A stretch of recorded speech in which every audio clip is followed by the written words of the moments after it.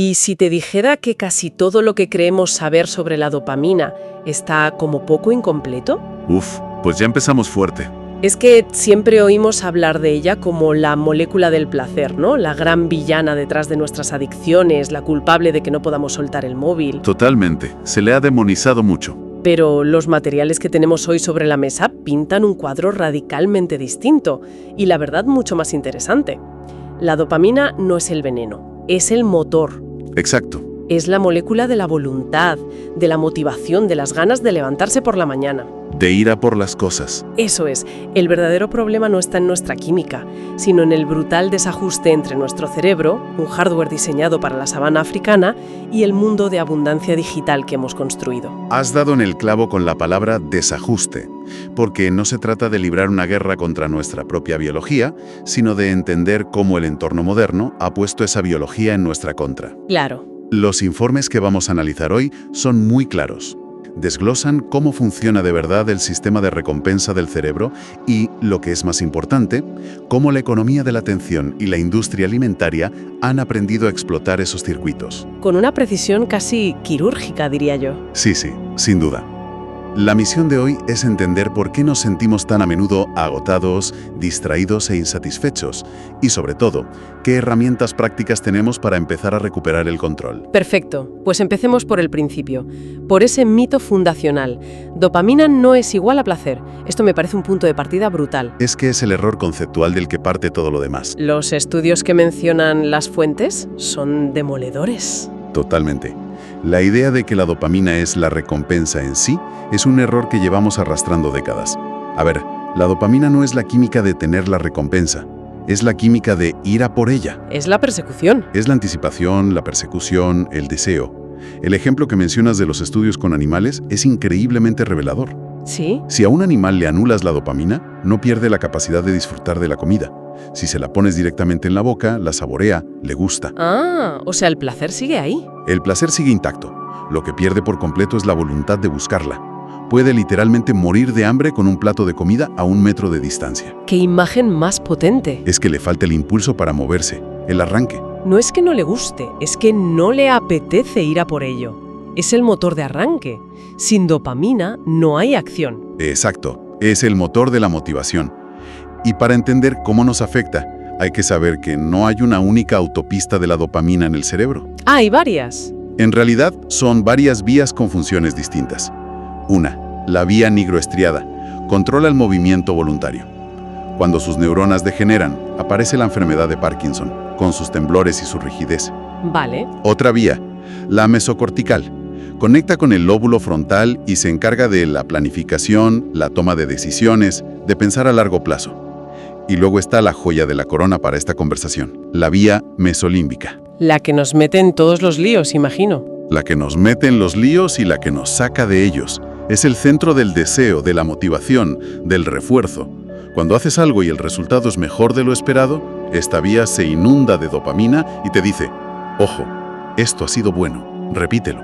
El mecanismo de aprendizaje, básicamente. Eso es.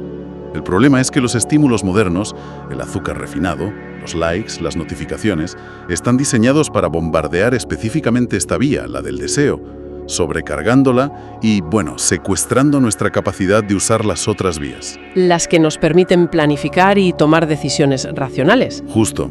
Claro, aquí es donde la cosa se pone fascinante y un poco terrorífica.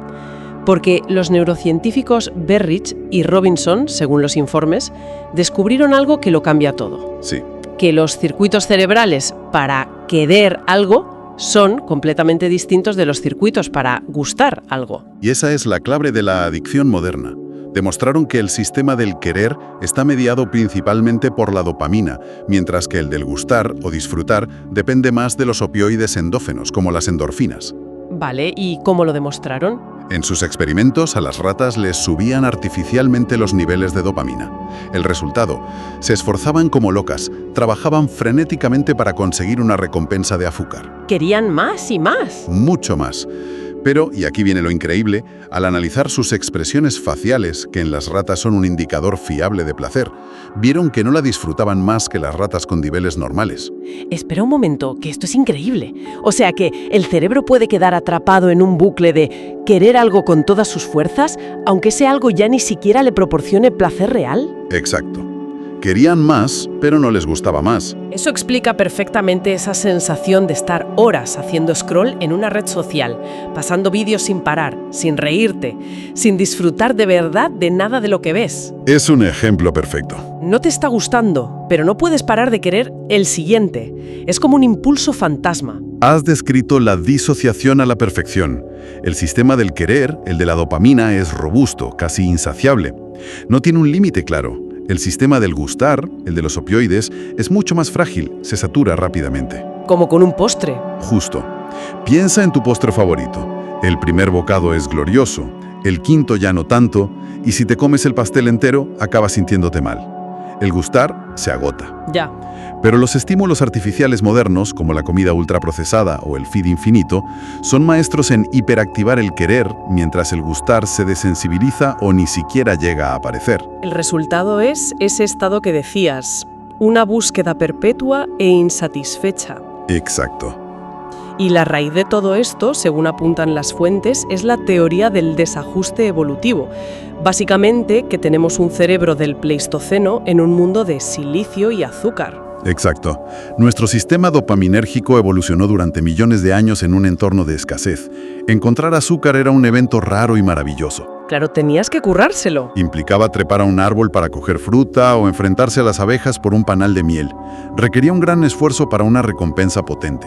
Y la validación social, otro gran liberador de dopamina, dependía de construir relaciones complejas, de mostrar tu valía al grupo. Procesos lentos y costosos. Muy lentos. ¿Y hoy? Hoy tienes azúcar refinado en cada esquina por menos de €1 y la validación social se ha cuantificado en likes que puedes conseguir en segundos con una foto. Es que el contraste es brutal. Hemos pasado de un sistema que nos premiaba por hacer cosas difíciles que garantizaban la supervivencia a un sistema que se puede piratear con atajos baratos. Precisamente. Y eso nos lleva a un concepto que acuñó el etólogo Nicolás Tinbergen, que es el de estímulos supernormales. Es fascinante. A ver. Tinbergen descubrió que los animales, si se les da a elegir, a menudo prefieren versiones artificiales y exageradas de estímulos naturales. Su experimento más famoso fue con pájaros. Sí. Vio que un pájaro ostrero prefería incubar un huevo de yeso gigante, con puntos negros muy marcados y brillantes, antes que sus propios huevos, que eran más pequeños y de colores apagados. No me digas. ¿Abandonaba los suyos? Abandonaba su propia descendencia por un señuelo falso, pero más intenso. ¡Qué locura! El pájaro se vuelve loco por el huevo de diseño y abandona el de verdad. Es una metáfora perfecta de lo que nos pasa. Es que lo es. Nuestra sociedad es una fábrica de huevos de yeso gigantes. Totalmente. La comida chatarra es nutrición supernormal. La pornografía es oportunidad reproductiva supernormal. Y las redes sociales son conexión y pertenencia tribal supernormal. Son estímulos que bombardean nuestro cerebro con una intensidad, una frecuencia y una novedad que la naturaleza jamás concibió. Nuestro sistema de recompensa no tiene defensas contra algo tan potente. No está preparado. Vale, una vez que entiendes el concepto de estímulos supernormales, empiezas a verlo por todas partes. Los materiales que analizamos se centran en dos industrias que lo han convertido en un arte, la alimentaria y la tecnológica. ¿Sí? Si te parece, empezamos por la comida. Por supuesto. La comida ultraprocesada es el ejemplo paradigmático. La frase «a que no puedes comer solo una» no es un eslogan publicitario. Es una declaración de intenciones neurobiológica. Exacto. Los ingenieros alimentarios diseñan estos productos en torno a lo que llaman el punto de la felicidad o bliss point. Suena hasta poético. Pero es pura ciencia. Es la concentración exacta de azúcar, sal y grasa que maximiza el deseo y el ansia de comer más, pero sin llegar a activar plenamente los mecanismos de saciedad. Es un truco para que tu cerebro quiera más y más sin que tu estómago diga basta. Justo. Y no solo eso, utilizan lo que se conoce como supraaditividad. Combinan grasas y carbohidratos en proporciones que son prácticamente inexistentes en la naturaleza. A ver, explícame eso. Piensa en ello. En la naturaleza, los alimentos suelen ser ricos en grasas, como los frutos secos, o en carbohidratos, como la fruta. pero rara vez en ambos en grandes cantidades. Es verdad. La combinación de los dos, como en un donut o unas patatas fritas, parece activar el sistema de recompensa de una forma explosiva, mucho más que cada componente por separado. Es una locura. Básicamente, diseñan comida que nuestro cerebro no puede gestionar. Y luego está la tecnología, que aplica principios muy parecidos. Muy parecido, sí. Las plataformas digitales son lo que los psicólogos llaman cajas de Skinner modernas. Totalmente. Utilizan un principio increíblemente poderoso llamado refuerzo intermitente variable. El de las tragaperras. El mismo. La recompensa, un like, un comentario, un vídeo interesante, no aparece cada vez que miras, ni en un patrón predecible. Aparece de forma aleatoria. Y esa incertidumbre es la que engancha. Esa incertidumbre es lo que dispara la dopamina y genera el comportamiento compulsivo de comprobar una y otra vez. A veces abres la aplicación y no hay nada. Otras veces hay 3 notificaciones. Es esa posibilidad la que te mantiene ahí. Claro, es que por eso es tan difícil dejar de mirar el móvil, porque quizás la siguiente vez que actualice sí que hay algo bueno. Y a eso le suman el scroll infinito. Que elimina cualquier señal de parada. Antes llegabas al final de una página, tenías un momento para decidir si seguías o no. Ahora no hay final. Y las notificaciones, que nos mantienen en un estado de alerta constante, explotando lo que se conoce como el error de predicción de recompensa. Como no sabemos qué vendrá, si será bueno o malo, el cerebro libera dopamina para impulsarnos a resolver esa incertidumbre. Es un secuestro constante de nuestra atención. Constante. Vale, entiendo perfectamente cómo nos enganchan, tanto con la comida como con las pantallas. Pero me pregunto qué le hace esto al cerebro a largo plazo.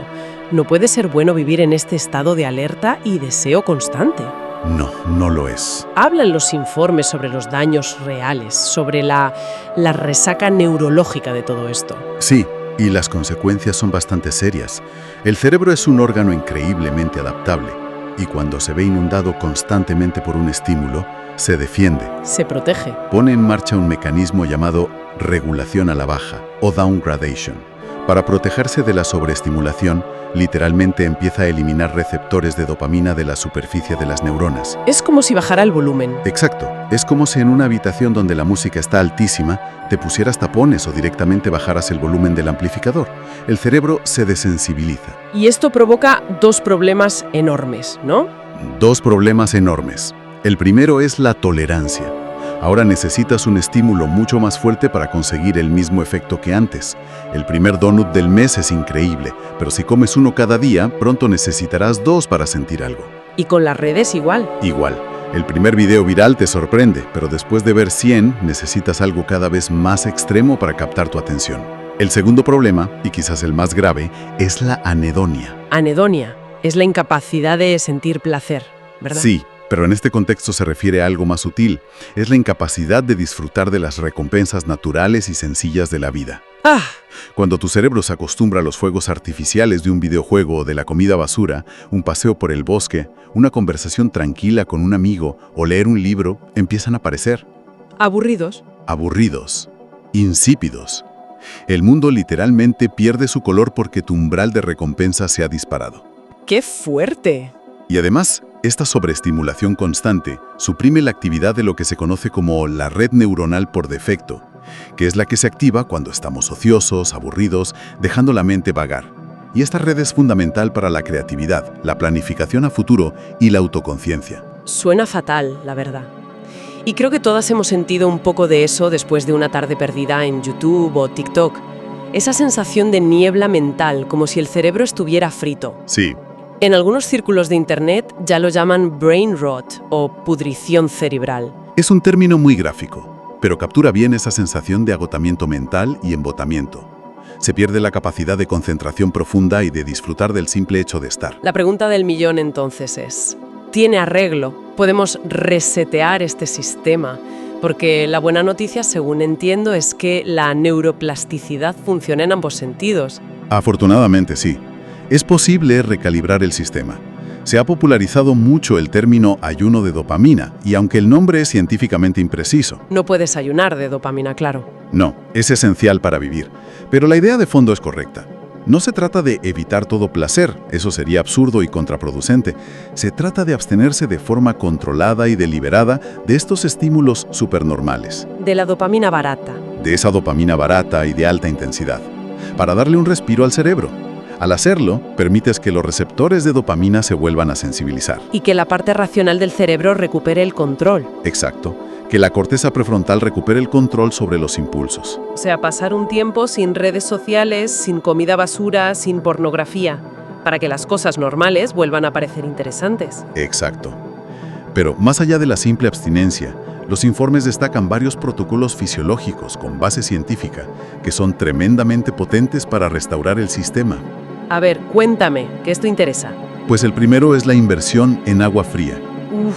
El agua fría. Sí. Hay estudios muy serios que demuestran que sumergirse en agua a unos 14 grados Celsius provoca un aumento de los niveles de dopamina de hasta un 250% por encima de la línea base. Un 250%. Eso es una barbaridad. Pero, a ver, seamos prácticos. ¿Cuánto tiempo hay que estar? Porque 14 grados es agua helada. ¿Basta con terminar la ducha con agua fría? Buena pregunta. No hace falta convertirse en un oso polar. Los estudios sugieren que incluso 1 o 2 minutos son suficientes. Ah, bueno. Y lo más interesante no es solo el pico, sino que es un aumento sostenido. A diferencia de la cocaína o el azúcar que provocan un pico rápido seguido de una caída brusca, el frío provoca una liberación gradual y prolongada que puede durar varias horas. O sea que el efecto dura. Dura mucho. Y sí, una ducha fría intensa al final de la ducha normal puede ser una forma perfectamente válida de empezar. Vale, tomo nota. ¿Qué más tenemos? El segundo es algo llamado descanso profundo sin dormir o NSDR por sus siglas en inglés. ¿Y eso qué es? Son prácticas como el yoga nidra o ciertos tipos de meditación guiada. El objetivo es llevar al cuerpo a un estado de relajación profunda mientras la mente permanece consciente. Se ha visto que estas prácticas reducen drásticamente el cortisol, la hormona del estrés. Bien. Y algunos estudios sugieren que pueden aumentar la disponibilidad de dopamina en el cuerpo estriado hasta en un 65%. Es como una siesta para tu sistema nervioso. Recarga tu capacidad de esfuerzo mental. Suena muy bien. Y el tercero, según los apuntes, es sorprendentemente simple. La luz solar matutina. ¿De verdad es tan importante? Es absolutamente crucial y es algo que hemos perdido por completo con nuestro estilo de vida de interiores. Ya. Exponerse a la luz solar por la mañana, idealmente en la primera hora después de despertarse, es el principal sincronizador de nuestro reloj biológico. El que nos pone en hora. Eso es. Esa luz activa una serie de procesos hormonales, ayuda a regular el pico de cortisol matutino para que tengas energía y modula la expresión de los genes relacionados con los receptores de dopamina. ¿Y cuánto tiempo? Unos 10 o 15 minutos de luz solar directa en los ojos, sin gafas de sol por la mañana, pueden tener un impacto directo y medible en tu estado de ánimo y tus niveles de motivación a lo largo de todo el día. Entonces, si lo entiendo bien, la conclusión clave de todo este análisis es que no tenemos que demonizar a la dopamina. Es una molécula fantástica y necesaria. ¿Esencial? El problema no es la molécula, sino el entorno tóxico y de sobreestimulación que hemos creado. Un entorno para el que nuestra biología simplemente no está preparada. No lo podría haber dicho mejor. La higiene de la dopamina debería ser una habilidad fundamental que se enseñara en el siglo XXI.